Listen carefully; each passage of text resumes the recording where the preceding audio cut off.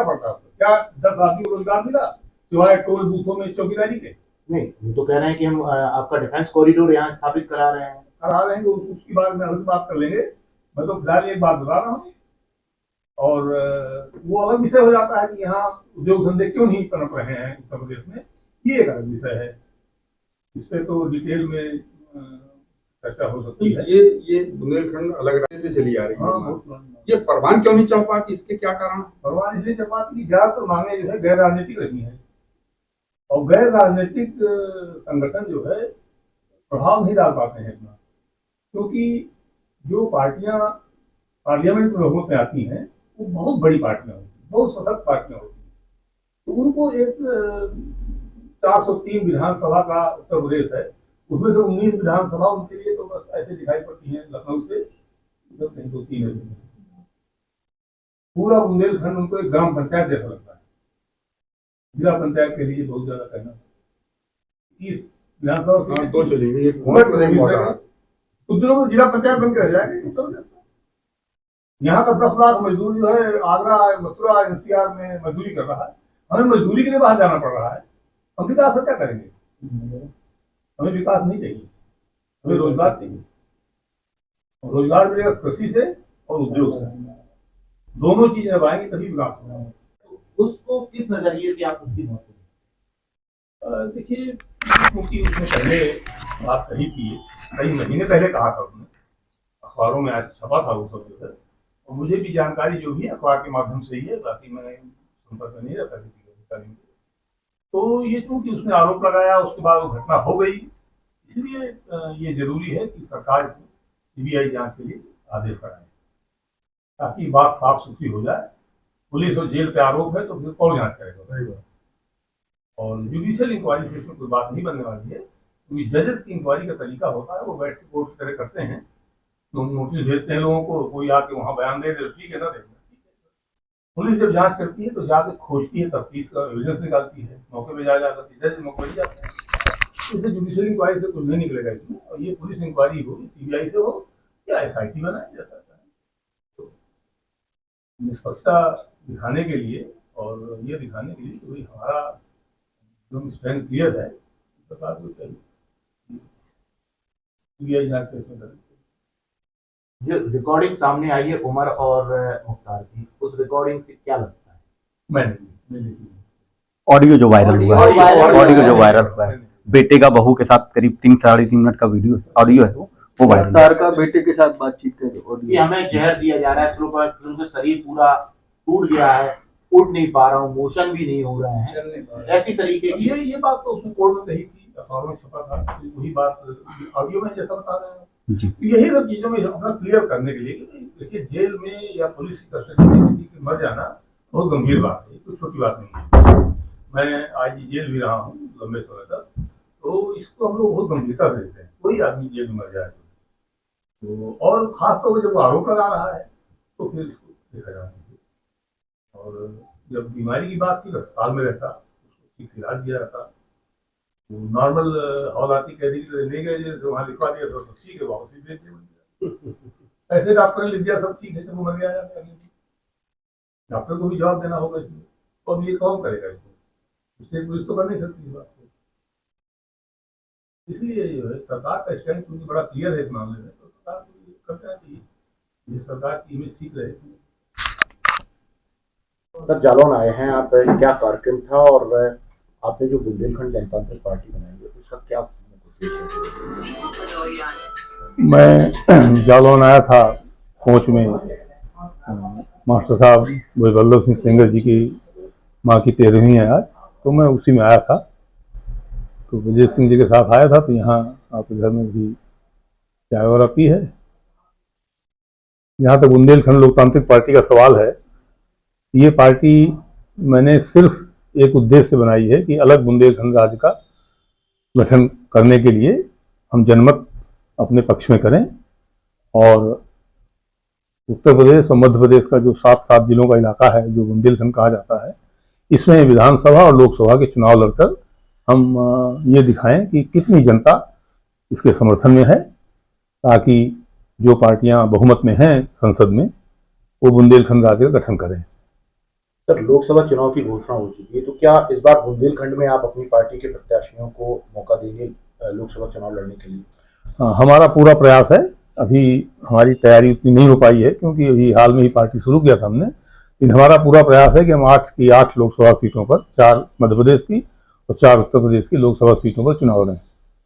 अच्छा, बीजेपी कहती है कि छोटे छोटे राज्य हम बनाएंगे तो उससे डेवलपमेंट होगा, लेकिन बुंदेलखंड के लिए हम लगातार प्रयास कर रहे हैं। हम बुंदेलखंड एक्सप्रेस भी बनाया, डिफेंस कॉरिडोर भी बना रहे हैं, यहाँ के लोगों को रोजगार की बात कर रहे हैं। जल और बुंदेलखंड में सूखे की बात होती थी तो कह रहे हैं कि हमने हर घर जल नल योजना चलाई है। तो उसको लेकर आपका क्या कहना है कि क्या बुंदेलखंड डेवलप हो रहा है इससे?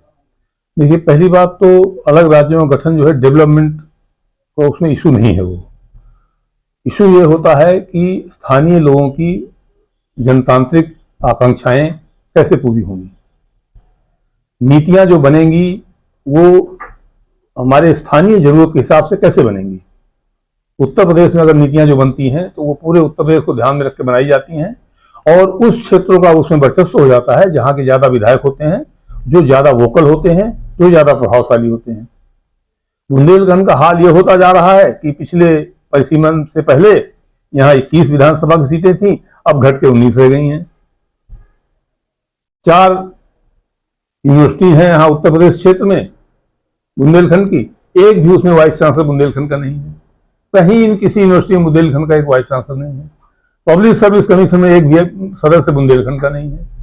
सिलेक्शन में, अपॉइंटमेंट में, टीचर्स के अपॉइंटमेंट में हर जगह पक्षपात हो रहा है, भेदभाव हो रहा है। तो विकास कोई बहुत नैरो चीज नहीं है। आपने एक सड़क बना दी या जमीन में ट्यूबवेल लगा के पानी नल का दे दिया, ये कोई महत्वपूर्ण चीज नहीं है। घर में नल लग जाने से या सड़क बन जाने से कोई रोजगार नहीं मिल गया किसी को। और जब तक आय नहीं बढ़ेगी बुंदेलखंड के क्षेत्रों की, संपन्नता नहीं आएगी, तब तक ना शिक्षा बढ़ेगी यहाँ पर और ना यहाँ के लोगों का पलायन रुकेगा।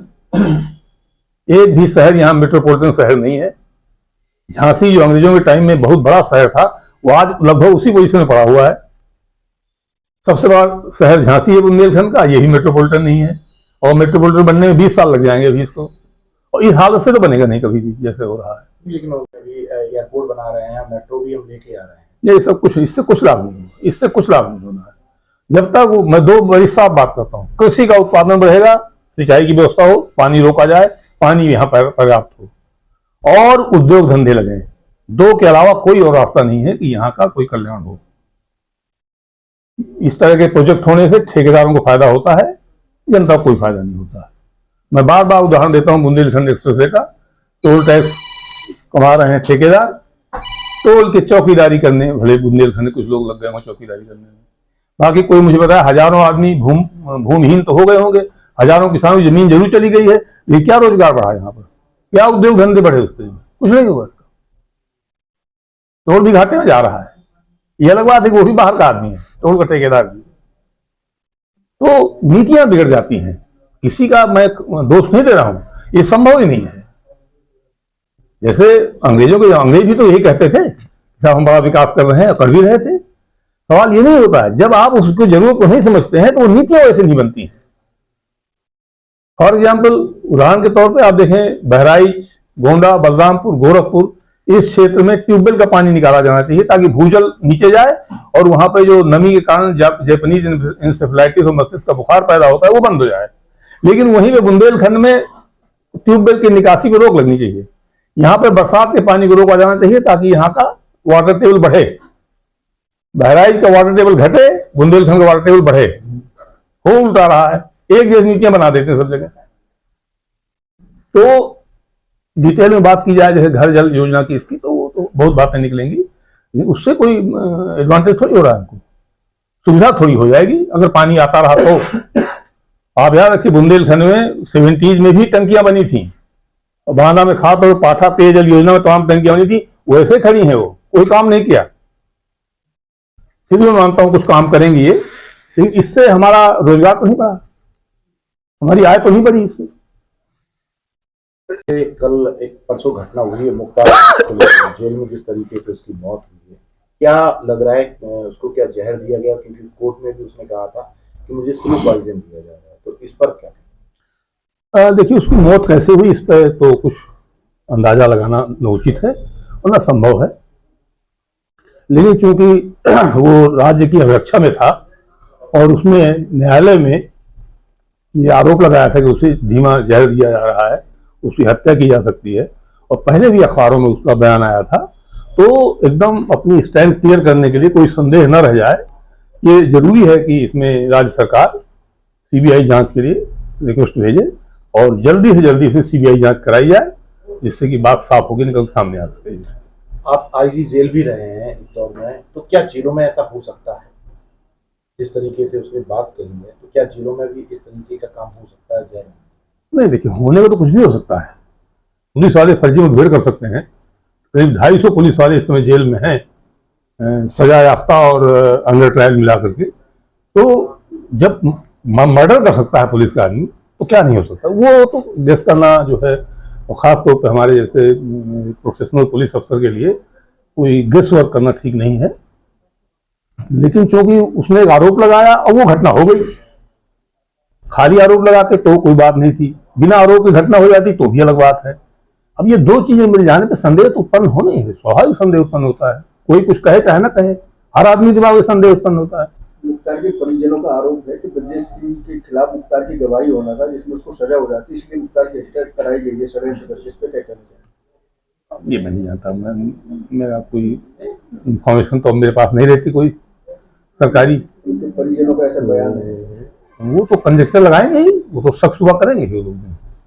जब मुख्तार अंसारी ने आरोप लगा दिया, वो घटना हो गई, वही घटना उसके बाद, तो फिर तो देखिए लोग गेसवर्क भी करेंगे, और जिनके परिवार का आदमी मरता है वो आदमी भावना में सही गलत कुछ भी बोलता है वो आदमी। तो यही तो एयर क्लियर, हवा ठीक साफ करनी है। ये संदेह की हवा जो पैदा हो रही है, तो साफ करना बहुत जरूरी है। राज्य सरकार का बड़ा क्लियर स्टैंड है कि हम जो कानून के शासन में विश्वास करते हैं, तो इसको क्लियर करने के लिए जरूरी है कि सीबीआई की जांच हो, और कोई सही जांच नहीं कर सकती।